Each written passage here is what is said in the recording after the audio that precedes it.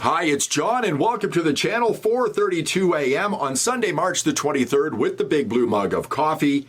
And I hope you're having a great day. Today, an election is expected to be called. It will be the most consequential election of my lifetime, and probably yours as well. And as we get closer to the campaign, the Liberals, all of a sudden, along with Mark Carney, have changed everything they believe in. They want to make Canada a superpower after preventing it for 9 to 10 years and making your life miserable and making life harder. They want to open an energy and trade corridor. They've made an agreement with the premiers, and they've completely given up on their religion, which is net zero and climate change. But they haven't, but people are buying it. They're making this about Donald Trump. And I'll say it once again, the reason we're in this situation is because of the Liberal Party of Canada. Who is Mark Carney? Well, he's gaslighting Canadians, and again, they are believing him, and it looks like the polls at this point have it neck and neck between the Liberals and Conservatives. Amazing after the destruction of the last 9 to 10 years. I put this little video together. I hope you'll share it. I'm quite proud of the way it came out. I really am. I hope this will go viral. If you like it, give it a thumbs up, subscribe to the channel, ring the bell for notifications. This is the last you're going to see of me. Have yourself a great day, and I hope you enjoy this short video. This will make a difference to hard-pressed Canadians, but it is part of a much bigger set of measures that this government is taking to ensure that we fight against climate change, that our companies are competitive, and the country moves forward. So it's my honor, on behalf of my colleagues, to sign this one.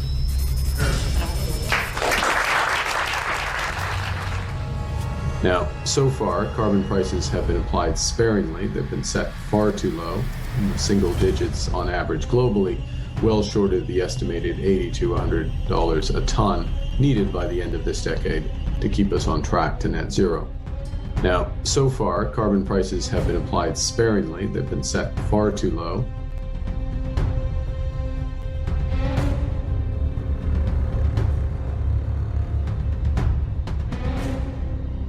I see myself as part of the social movement. I think those at the vanguard of the social movement might see me as being farther behind. And I've, absolutely full credit, and I do in the book, to Greta Thunberg, who I've had the pleasure of meeting several times, and from a world of ESG, sustainability, broader conversations around, as I say, sustainability, to a relentless focus on net zero. It's called the Glasgow Financial Alliance for Net Zero for a reason. The oil and gas sector in Canada produces more than a quarter of our emissions. Yeah. So and that's in the production and transportation of oil and gas, not the actual use of oil and gas in our cars, used to heat some homes and other things. Mm-hmm. So we can't meet our ultimate objectives, which is to get to net zero emissions, which, by the way, is what we have to do to prevent the wildfires and the other climatic events from getting worse.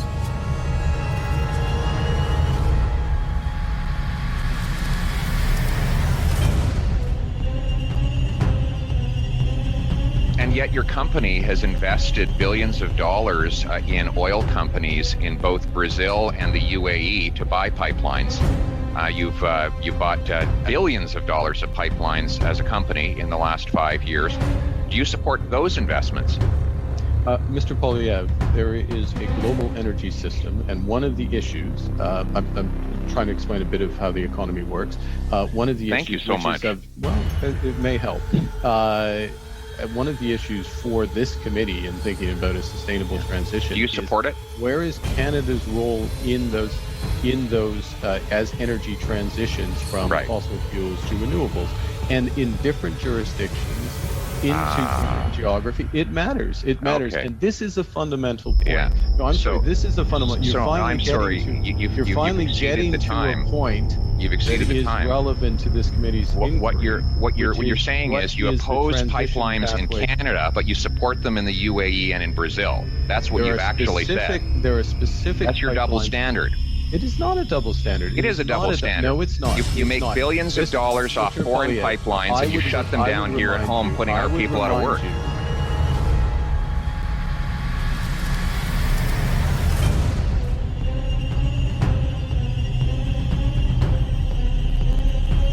Meet Tony Corianis and Kenneth Phillips. They both used to be coal miners in the United States until their careers were halted by black lung.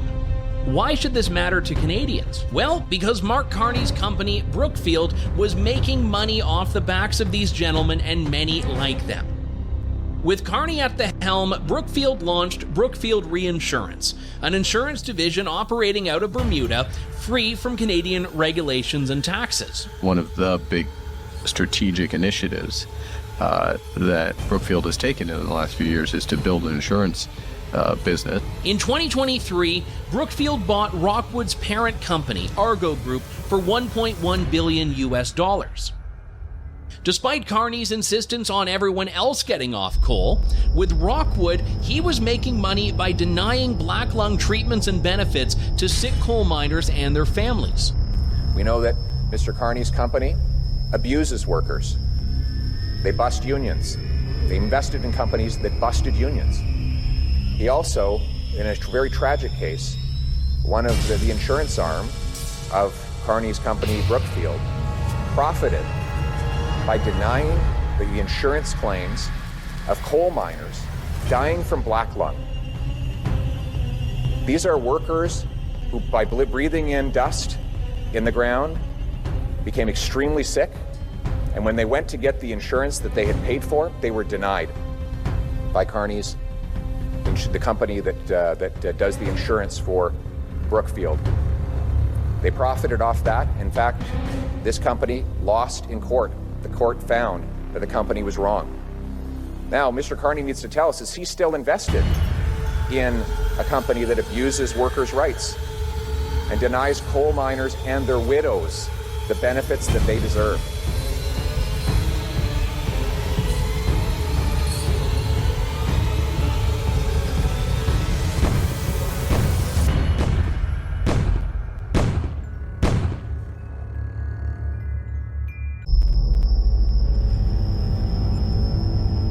Today I am announcing that a common sense, Canada First Conservative government will repeal the entire carbon tax, including the federal backstop that requires provinces impose industrial taxes. There will be no taxes on consumers, no taxes on Canadian industries.